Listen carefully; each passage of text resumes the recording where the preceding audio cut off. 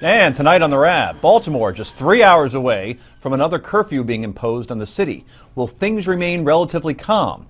We'll give you the latest. Plus, First Lady Hillary Clinton jumped into the race debate today. The highlights from her speech that is riling up both the left and right. Plus, which political party's policies are better at running major U.S. cities? We've got all of that, plus yay or nay and potluck. This is the Daily Wrap, live from New York City.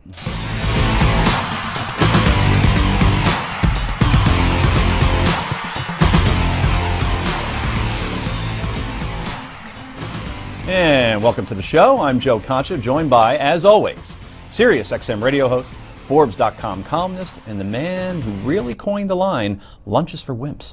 Rick Unger joins us. I'm a wimp. I love lunch. She is a powerhouse attorney in the courtroom and at Gold's Gym. Attorney Heather Hansen is here. And she is an award-winning television host and now the editor of JaneUnchained.com. Jane Velez Mitchell is back. Okay, everybody, busy night. Let's get right to the daily download.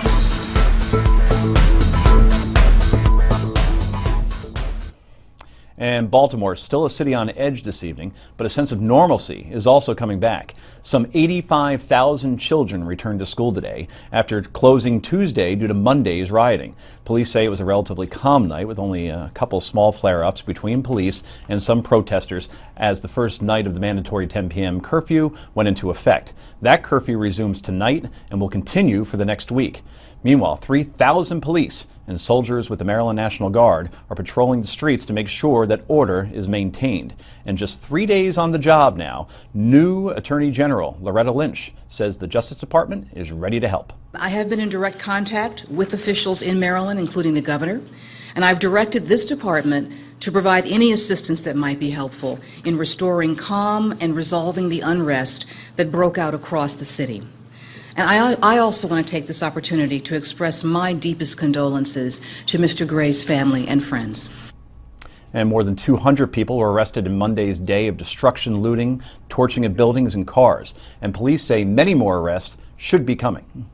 What we will do after the fact, and as we have been promising, is stand up an investigative team, go through the vast amount of video evidence that we have, through all of the information that is on social media, and we will file appropriate charging documents at a later date if we have to do that. And meanwhile, a bizarre scene today at Camden Yards. Baseball resuming after being postponed 2 nights in a row. There was just one problem. The game was closed to the public because of many security concerns, obviously. And so the O's first baseman, Chris Davis, didn't get much of a reception when he did this. Take a look, and more importantly, take a listen. 1-1 delivery, and he got a hold of that one. It is deep. Will it stay fair? And goodbye, home run. Chris Davis delivers a 3 RBI homer. And as you can see, a small handful of Orioles fans could only watch from the gates as Davis circled the bases before a completely empty stadium. Now, get this. This is the first time in Major League Baseball history that a game was played without a paid crowd in attendance. The Miami Marlins on a nightly basis notwithstanding. And finally, CNN's Brooke Baldwin is apologizing to veterans. This after suggesting vets were somehow partly responsible for the recent policing problems around the nation. We've really got to look at our police department. But in what sense? I mean, we talk about training. We talk about having officers. I was talking to a city councilman here last week who was saying, Brooke, these people have to live in the communities. There's no emotional, or there's a lack of emotional investment. Mm-hmm. And a lot of these young people, I mean, I've been talking about this so much. A lot of these young people, and I love our nation's veterans, but some of them are coming back from war. Mm-hmm. They don't know the communities, and they're ready to do battle. Ms. Baldwin later apologizing on the air this morning and on Twitter, saying, quote, "I'm sorry for what I said earlier about veterans. It was wrong, and I apologize to anyone who was hurt by my comments." Okay, Rick, so let's start with Brooke Baldwin. Here's what I admire about it as the media critic first. She apologized on the air when she very easily could have just done the whole Twitter route, you know, at 2 o'clock in the morning, and she seemed to regret it. But honestly, Brooke Baldwin is a straight news anchor. She doesn't get involved in controversy very often at all. In fact, I would argue she's one of their best talents. Where the hell did this come from? She made a mistake. You know, I caution to all the media folks out there who are having a field day with Brooke Baldwin, your time's coming, because we all make mistakes. She apologized for it. There's not much else she can do. I'm sure she realizes it just didn't work what she said. We're all on TV, we say things, we have a minute to think about it after, we know we screwed up, and the whole world's heard it. I get Heather mistakes because I make them every night in some capacity, I'm sure. But in this case, that's a third rail when you attack veterans, and I was just so surprised to hear it. Yeah, I mean, it was definitely surprising, and it's definitely one of the things, I'm sure she regrets it, but it's taking away the conversation from where it should be. You know, what she said before that was the idea that the police and the communities aren't communicating, and your buddy, Governor Kasich, came out today with a new police community board where they're going to be getting together to come up with policies and procedures. Getting together meaning the members of the police force and members of the community in order to address these issues. And I was thrilled to see that. I think it's a step in the right direction, and it's the right thing to do to start to improve this situation. And we should be talking about things like that instead of things like what Brooke said on CNN. Absolutely. So let's get back to Baltimore and what we saw last night, besides Geraldo Rivera almost getting into fisticuffs with somebody who was blocking his camera shot. He only wishes. Right. Relatively calm. The police force and the police presence and the National Guard presence was overwhelming. And was this what we should have seen from night one? Well, that's what you...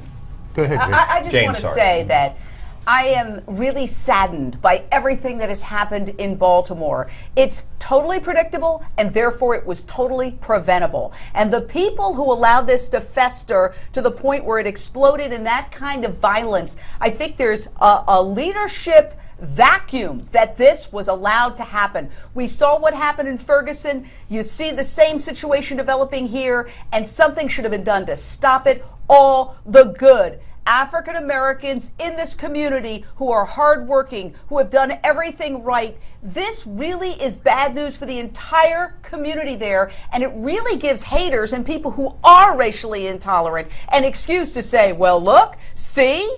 And so it really is a self-defeating, self-alienating strategy. A small group of young people who should not have been allowed to seize control, essentially, of the airwaves and make everybody look bad. We didn't have you on last night, but I wanted to get your thoughts on the mom who's being called the mom of the year, who disciplined her son who was throwing bottles at police officers. She noticed him in the crowd, thought that he could get arrested again, or thought he could get arrested, not again. What did you think of her disciplinary measures? I thought it was great. I thought she should have come out. I think all the mothers of every one of these young men should have been out there smacking them in the head and saying, getting home. And as one of the veterans who was speaking on national television said last night, go home and read a book. Go home and be a productive member of society. Go home and figure out a way to make your life mean something.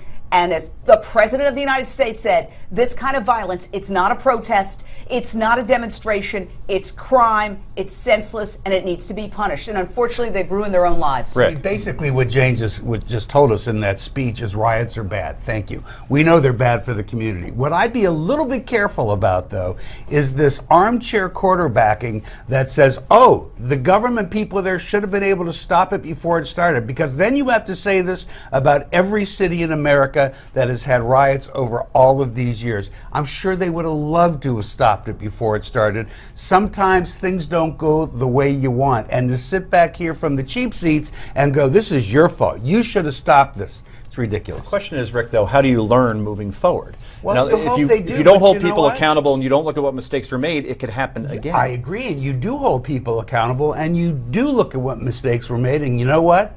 As we found out in many other cities, sometimes it still happens again. Because there are some things you just can't stop. It shouldn't happen again, though, in Well, a you major don't want American it to, city in this but it day will. and age. It should be controlled more quickly. I think that back when Mayor Dinkins said let them blow off some steam, and you saw that the response here in New York was not as quick. When you get on top of it and you arrest the first person who throws a brick and you arrest the first person who throws a stone, then it does not grow to the pitch that it grew here. I don't believe that.